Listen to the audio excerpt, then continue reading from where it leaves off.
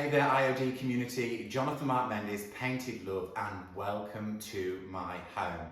Today I have 3 small projects ready for the festive period, but if you found this video in the middle of the year, just stick around because everything that I'm about to embark on could be used all year round. And I have one small item which I think would be a great gift item any time of the year.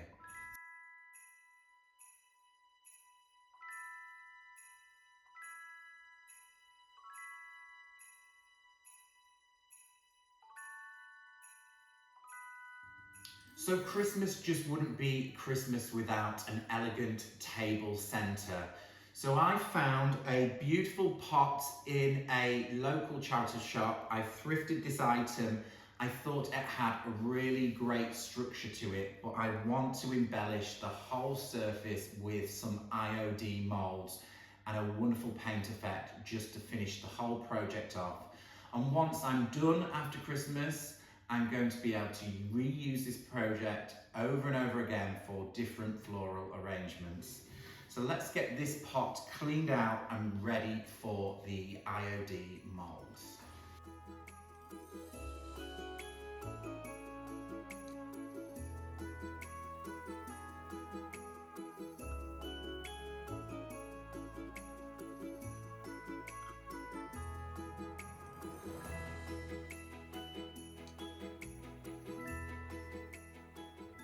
My pot is now clean and dry, ready for the application of my molds. A couple of notes that I want to make at this stage. This pot has this really beautiful sinuous design and it is slightly raised to the touch, which I'm really happy about that. I think it may show through at the end on our paint finish. Also, this pot has a really stone-like quality. There are a few anomalies in there, sort of like cracks and crevices in this pot. So I've decided to opt for IOD's air dry clay. The air dry clay, as it dries out, it can slightly crack as it dries. It depends on how fast it dries, what sort of temperate climate it's in, but I'm good for that. If it does get 1 or 2 cracks, it's going to look perfect with this pot. The idea is to consolidate the whole thing so it looks as if it was always there. There are other couple of options for the molds. You could use a easy cast resin and you will get a cleaner finish to the outcome of your molds. You could also use hot glue gun. These are heat safe, so you can use a hot glue gun into the mold and then apply to the surface. Also, what I've got here is a little bit of cornstarch just to apply into the molds so we get an easier release. So I've pulled out a few molds. This is one of the ones. It's an old one, but I kind of like the design on it, on this one. It is called Classic Elements. And I thought especially this design could be really lovely, sinuously traveling around the edge. So they hang down, repeat all the way around. So that was one idea. I've also got this beautiful Juliet, which is a floral. And these could look amazing on all over this piece. So covering the whole area, kind of quite heavily done. Also, I have the swags.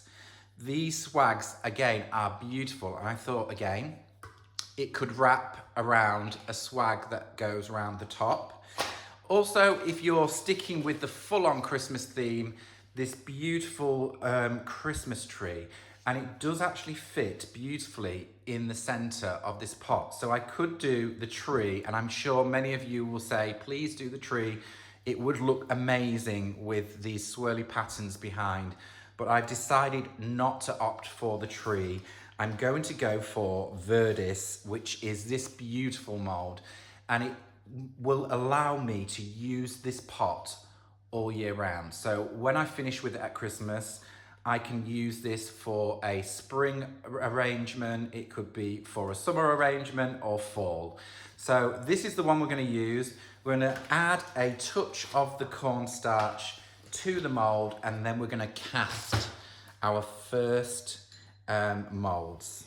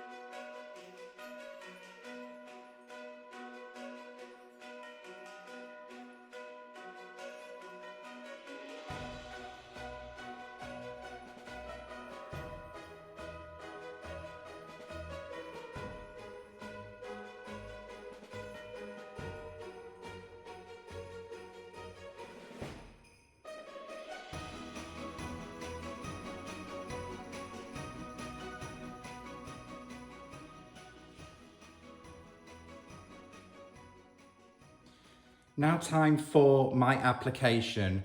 I've not left these to dry. I'm using them while they're still pliable. I'm deciding whether to glue the back of the molds or glue the surface. And I think I'm going to go with glue the surface over glue and then drop them in. I don't want to lose too much of the detail by holding them upside down and applying the glue. So I've just got a good quality glue, and I'm going to apply quite a thick layer where I want the mouldings to go.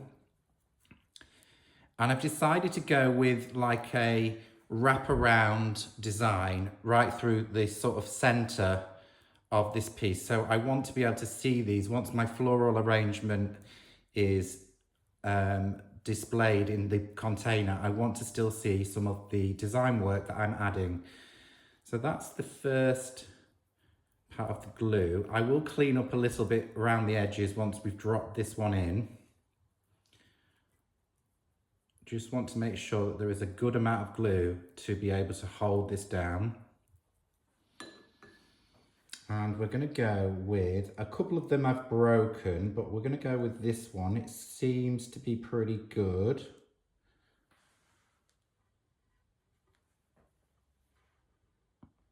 I'm going to place.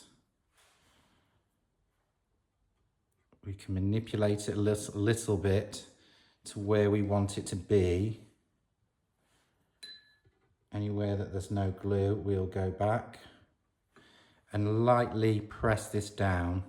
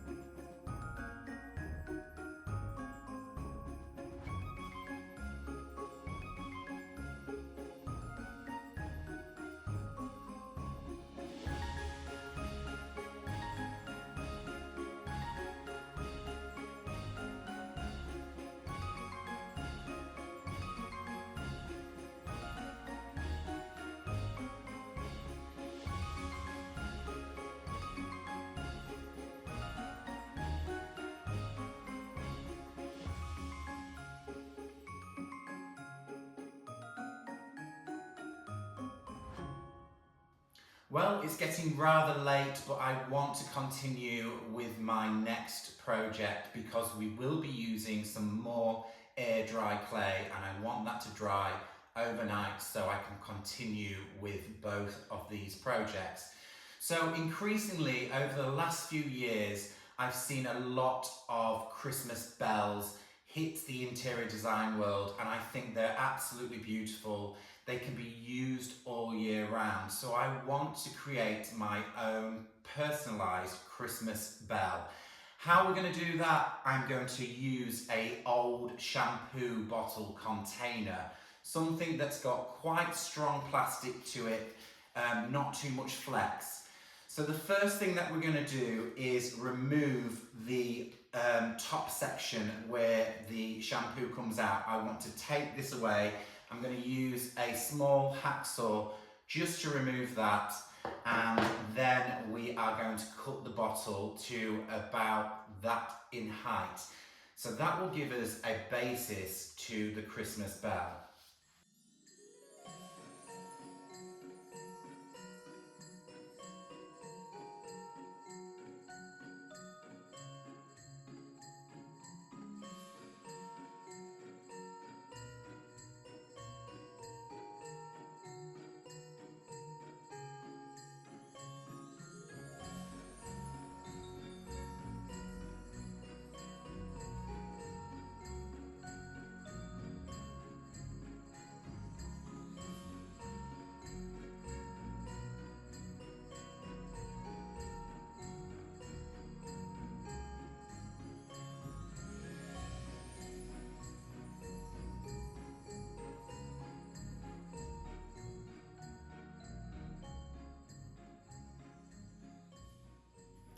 So I now have my substrate for the bells that we're going to make.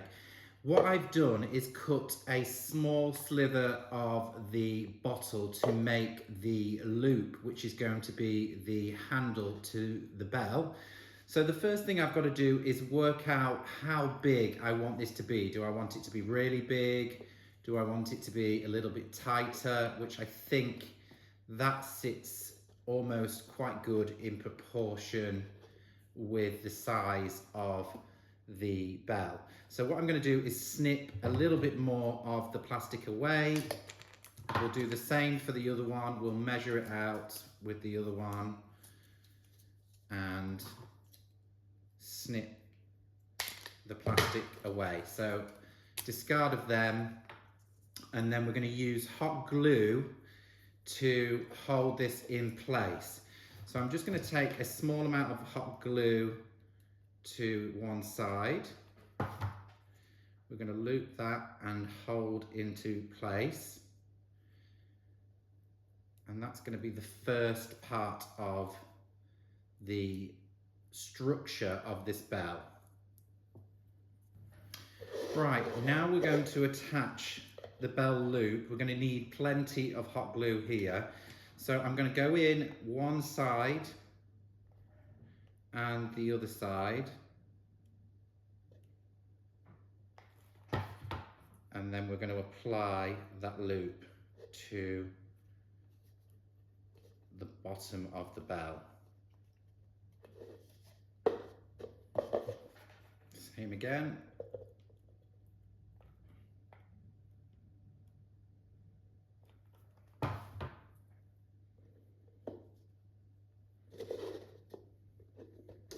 And then what I'm going to do is, in the bottom, I'm going to place quite a lot of hot glue just to make sure it grips from the other side and make sure it pulls around the surface so it cannot pull through.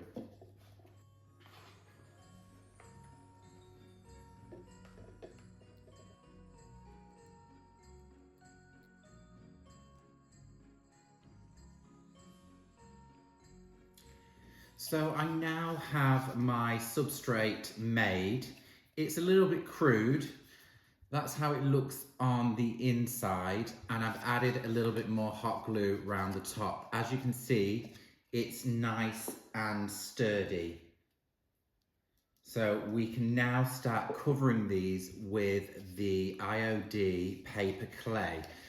So how I'm going to tackle this is I'm going to apply round the holder first, and I figured that to make it look a little bit more like metal, I'm just going to coat over the top and lip the edge round and leave it kind of crude on the inside, so it's almost like metal that's folded in on itself.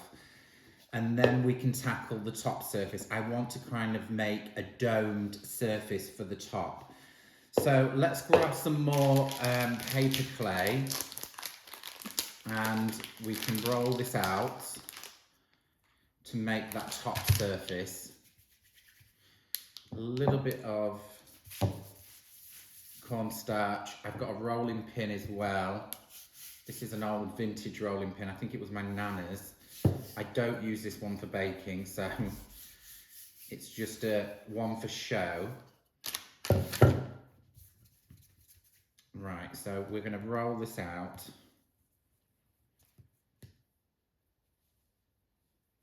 Let's give it a good old mash in the hands.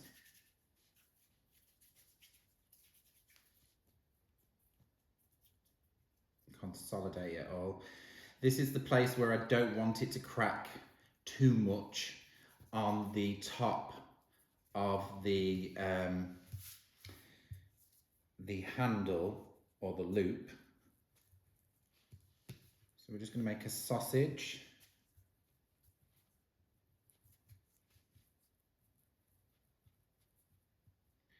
Kind of get it nice and even.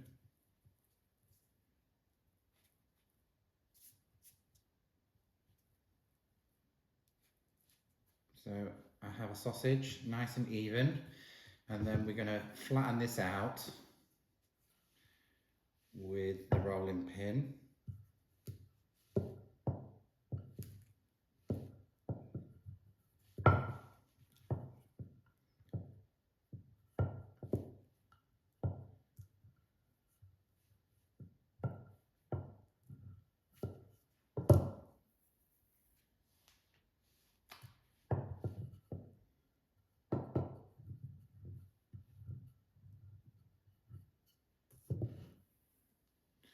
So we have just a simple flat piece of clay. I have got a butter knife, which I'm going to use just to make a nice clean edge.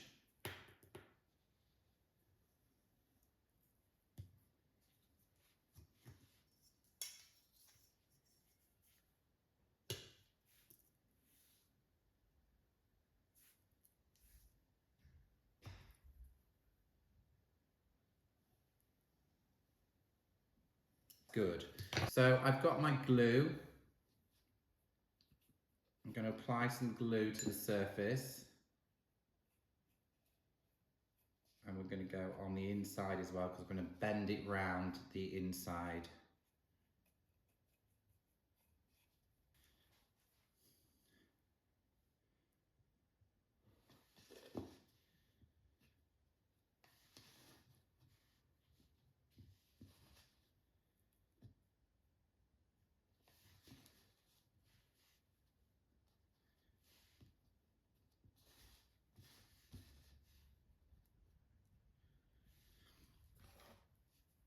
So I've just got the end of a paintbrush, so I can push that into the crevice.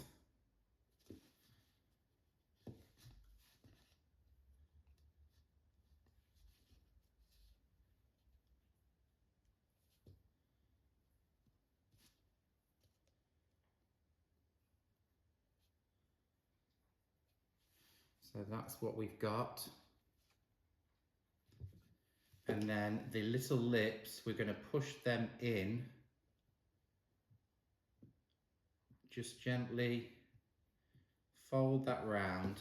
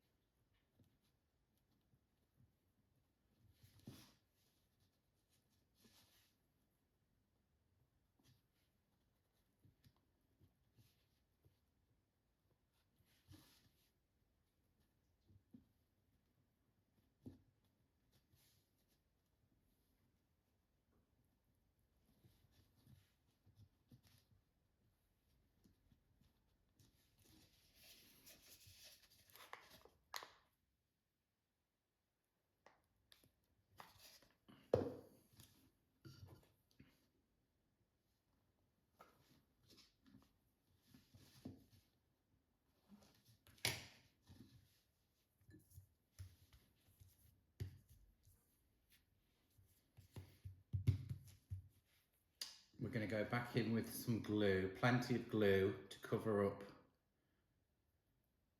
this base.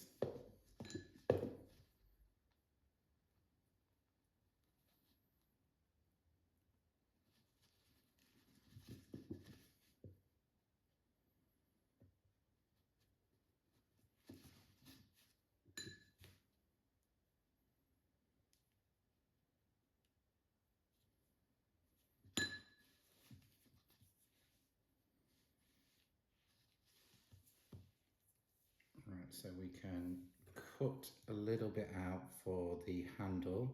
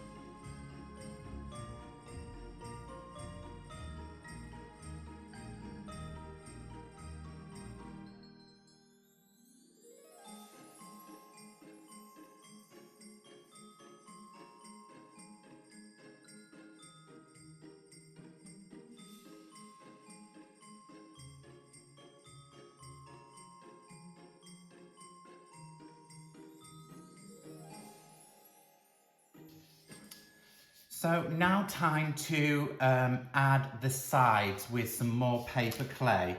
So I have come up with an idea to really personalize this bell. So what I'm going to do is add some stamps.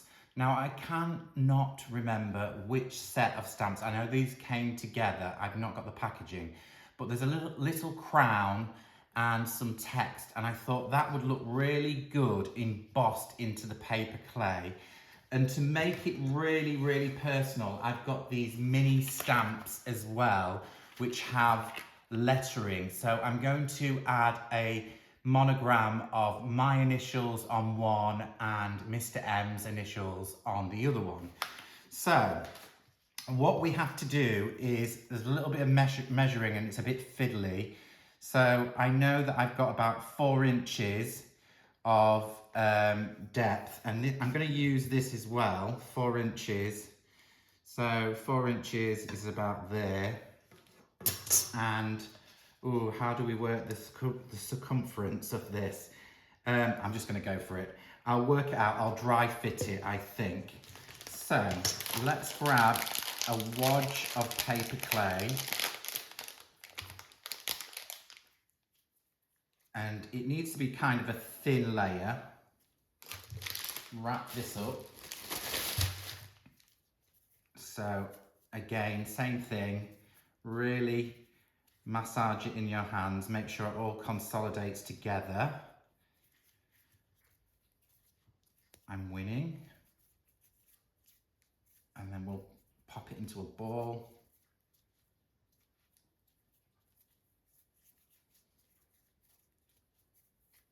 The more I can keep this clay together, the better, less cracking later.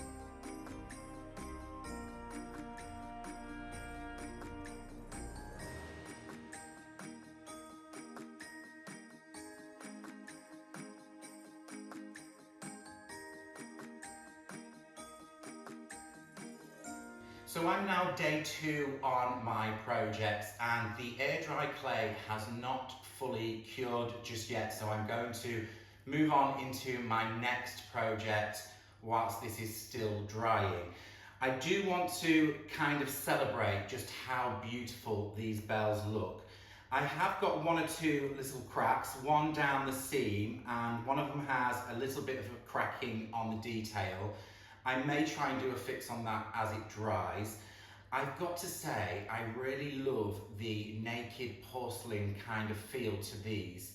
They would look awesome as a piece of decorative decor on a coffee table just placed on a couple of books.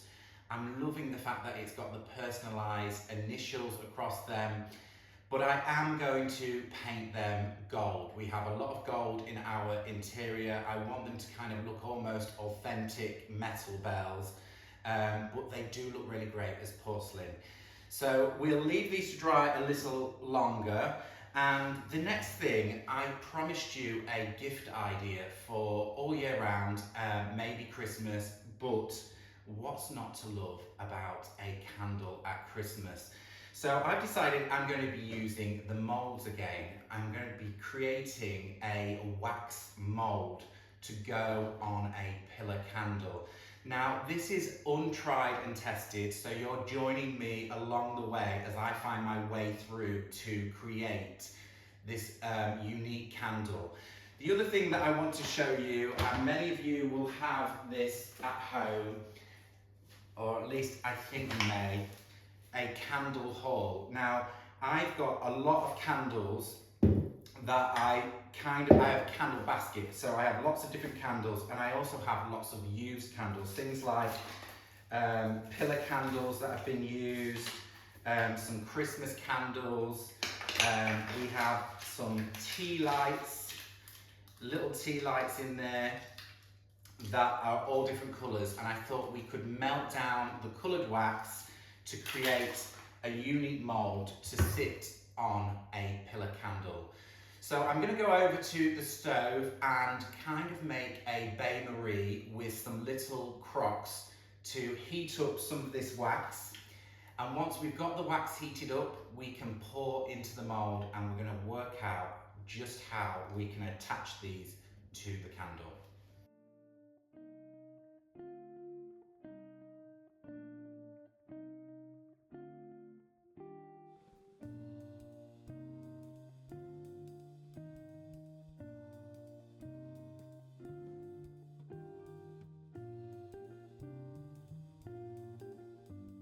Whilst I'm waiting for my candle wax to melt on the bain-marie, I've decided to take 180 grit sandpaper to the surface of the pillar candle.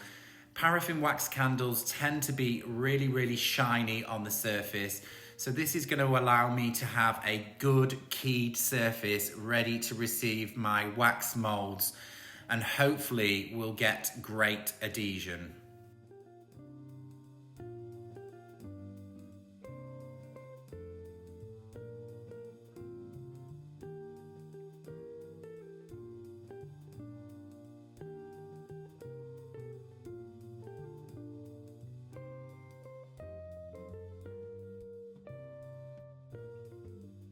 So my wax is now melted in my little vintage jugs on the bain-marie, but I also have on my stove a heat plate. So I've left the little jugs on the heat plate to keep the wax melted.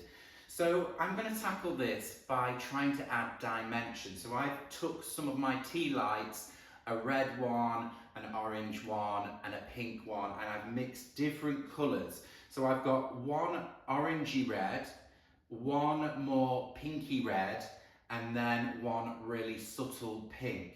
So the idea is the deep crevices, I want them to be in the ribbon where it folds, I want them to be darker, and the front crevices where the light would hit them, I want them to be lighter. So I'm going to go in with my lightest shade and then pour over the top a darker shade. I'm going to do two separate bows, two different colours, one smaller, one bigger. So wish me luck, guys.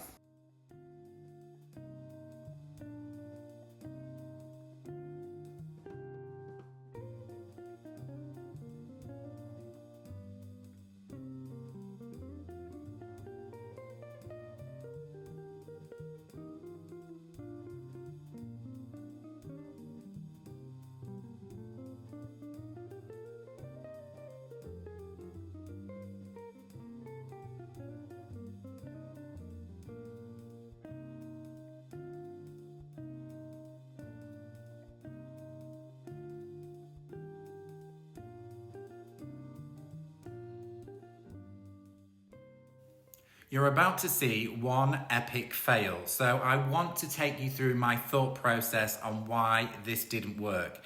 So on release of the molds, they were already breaking. Now I put this down to the fact that I left them to completely cool down. As you can see, the hairdryer just blew it to pieces. I had hoped that the hairdryer would mold it back round the candle.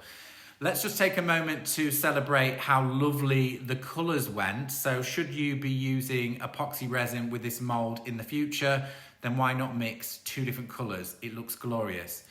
Anyhow, not to be defeated, I decided to go in with a different wax. So the wax I was using before was probably soy wax, which I think is too soft. So I decided to melt down some paraffin wax from one of the other pillar candles and remove the cast from the mold as it was still warm. You can see here it definitely has a little bit more flex in it. It released really, really well, although I did break at some point one of those tail ends of the ribbon, but I'm, again, not to be defeated. I'm going to keep on going with this process.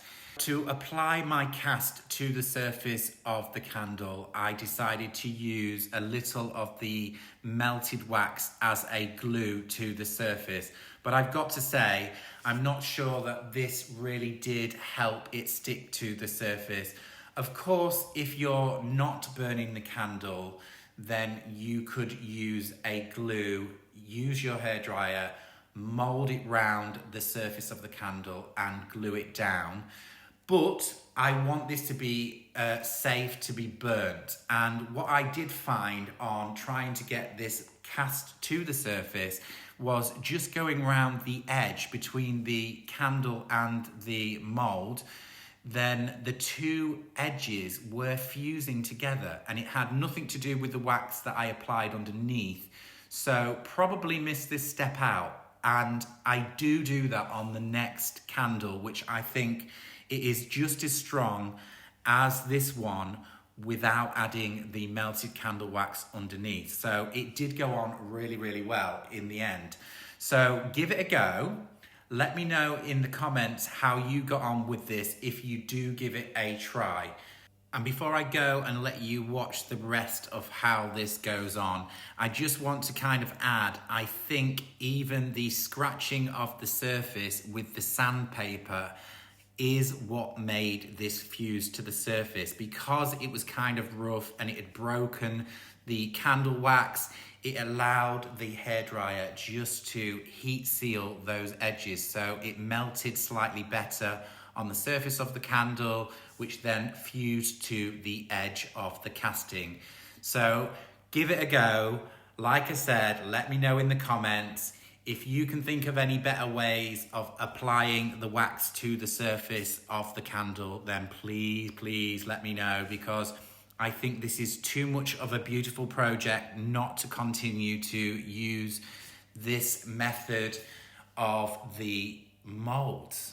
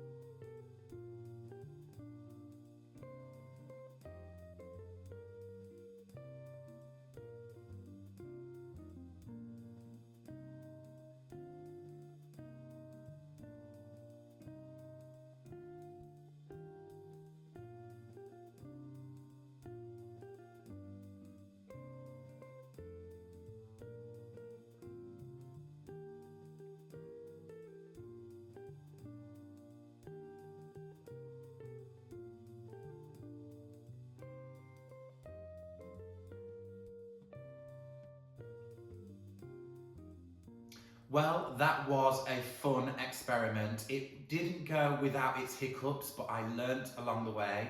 Don't use two different waxes. In this case, this is definitely a paraffin candle. It's a traditional candle, so use paraffin wax. I would probably say stay away from soy wax. It's too soft, and that's what really happened in the process. Also, what I found is to fuse this to the surface to allow the two to join together. Just heating it up with a hairdryer just melts the edge, and hold it firmly down with your hand as it cools down, and the two things fuse together beautifully. Of course, if it's ornamental purposes that you're going to be using the candle, you could use a glue and heat it up, mold it round, and it's good to go. The other thing that I did do off camera, and I couldn't resist, I did the Christmas tree. So I've done the Christmas tree, and I've used some gilding wax. So on this candle, I've used an oil-based gilding wax. This candle will not be lit. It is a flammable material. If you do want to paint, you can use water-based acrylic. That is fine on a candle, and it can be burnt. But it did lead me to think, why not buy one of those candles that are battery operated? They're made of wax. You can take your paraffin wax and apply one of these and gild it, and everything's safe. So that's another good idea for a project if you fancy doing that yourself. So that is me for this evening. You're going to see some nice pictures of this and how I've styled it, and I will catch you early in the morning ready to paint the last two projects. All of my air dry clay has dried really well, and I'm good for a couple of different paint finishes on the planter and the bells. The bells have got one or two stress cracks in them, but I'm not going to worry about that. I originally thought, shall I try and fix them? There is an easy fix to this. You can use some baking soda brushed into the cracks, and then a little bit of super glue, and that should fill in all of the cracks. But this is a metal bell, and I figure it would have stress cracks over years. It would have been forged and hammered, and around the handles there might be a little bit of loose metal. So I'm just going to go with that look. Once we've got the gilding on here, I think, and a couple of different waxes, I think that could possibly fill in a few of those areas. I'm going to tackle these slightly different. Because we've got a plastic interior, I'm going to use some spray paint. So I'm going to do that off camera in my studio. I'm going to use a couple of colours. I'm going to use some black and some bronze before we start doing all of the decorative work with waxes on the surface. The planter, I've decided to go in with kind of a moody, dark, rusty colour, almost like what it was originally. I've decided to go with that look because I think it fits my interior. I did debate going with a lighter finish. Of course, you could go with a lighter base, a colour wash over the top, and call it done. But I'm going to go for that rusty kind of finish. I have three colours, a brown, a black, and a off grey colour as a colour wash. And all I'm going to do is just take a brush and stipple into all of the detail areas. A little bit of stippling on this should really help that rusty kind of finish.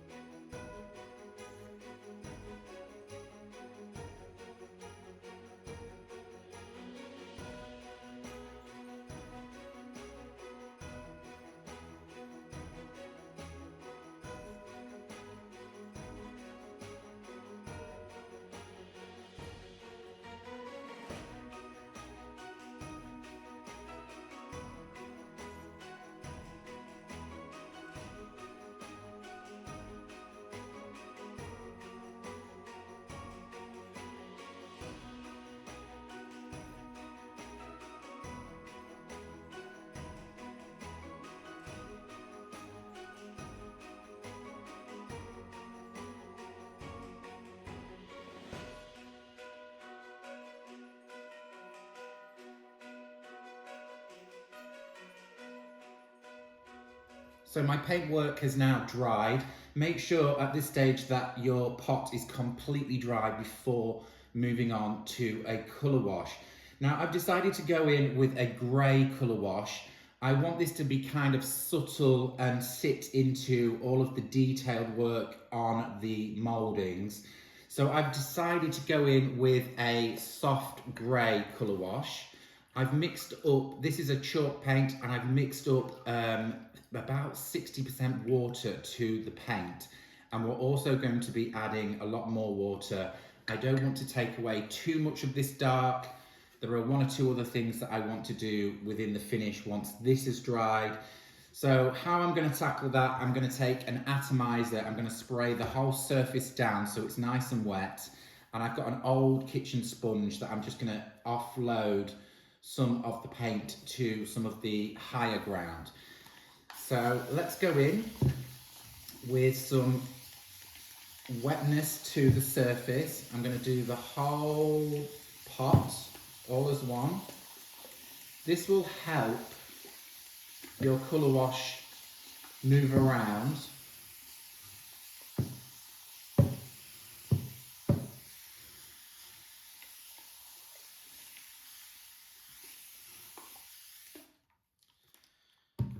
So if you've mixed a colour wash, make sure that you keep on moving that paint around because the water and the paint can separate. And I'm just going to go in quite heavily over everything. I'm using quite a big brush, pushing into all of those lovely details. And yes, I know it looks a hot mess, but I'm not worried about that. It can all clean up.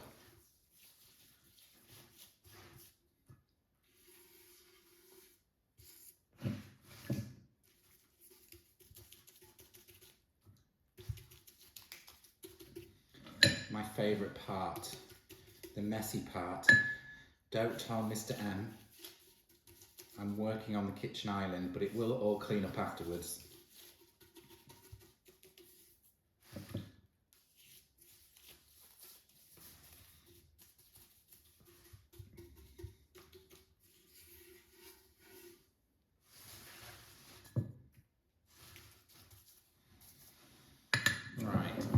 That should be enough. We're going to use the atomizer just to get all of the paint to travel.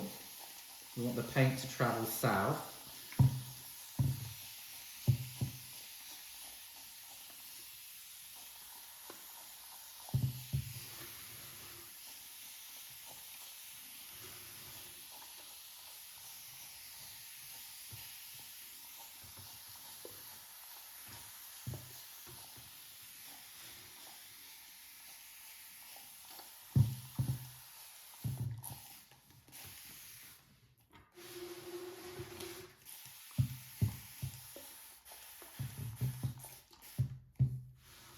Right, so now we can kind of start mopping away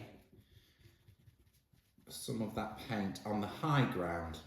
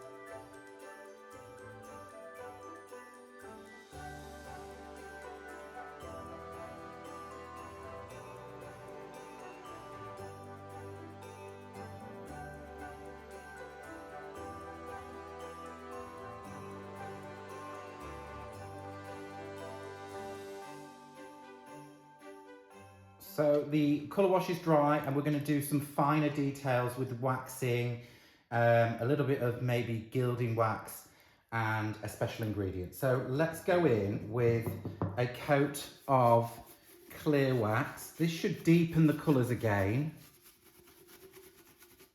and make the colour wash slightly recede. That's okay. It will come back a little once it's all dried, once the wax is dried. I'm going for kind of like a bronze, rusty finish. Now, the thing that I do want to do is put plenty of wax on the underneath. That's for a little later on. So I'm pushing the wax under all of the details.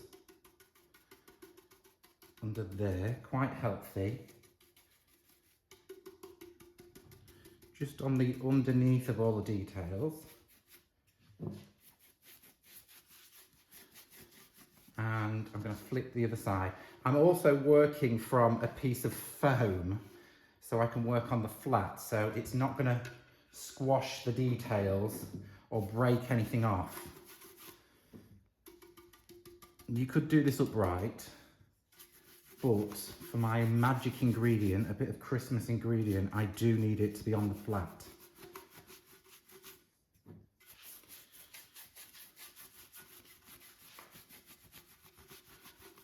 I'm not going to polish the wax in. I'm just going to leave it sat on the surface.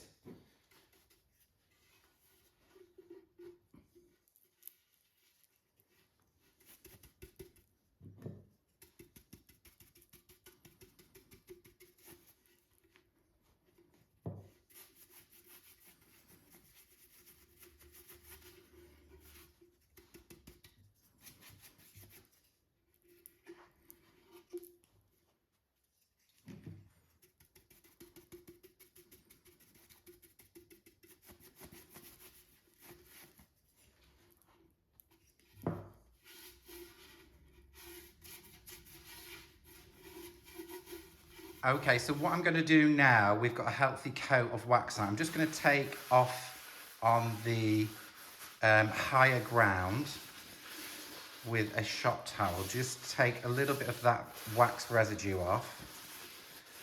And in with my magic ingredient. So I'm going to be using a touch of ground cinnamon, which I'm going to push into the lower details and brush off. So some of that really wet wax should grab the cinnamon.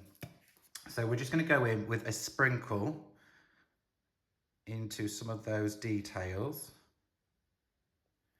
And then it smells gorgeous, guys. Then I'm just going to brush this around. Again, it's a messy job into the wax. I'm going to push it into those details. Now you could spray seal this if you wanted to, but I really don't seal this in. I think it looks great just as is. It's a decorative element. It smells wonderful at this time of year, so I wouldn't worry too much about that. So you can take a little bit of this cinnamon moss, just go back in with a touch of wax. So I'm just going to play around with the wax whilst it's still wet.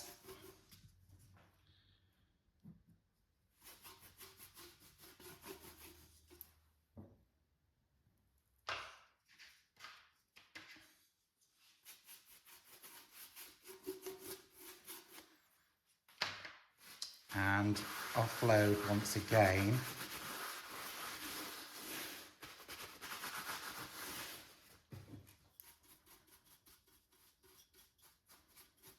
And that adds just that little tiny bit of rustiness to the details. We're going to return and do the other side. Flip carefully. There we go. And again, offload on the higher ground. Go in for a sprinkle.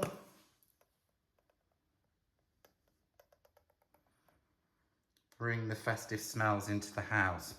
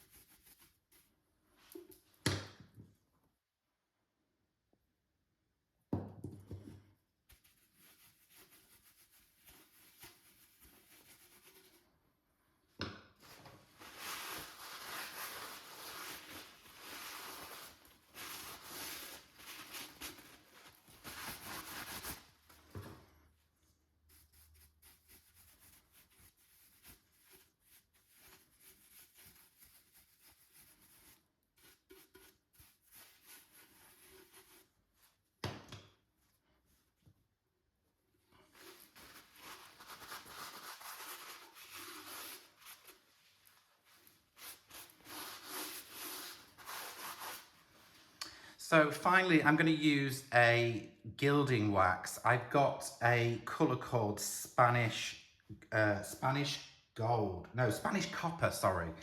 So I'm going to hit this just a little bit here and there on some of these details. It will be very subtle because it's a really dark brown.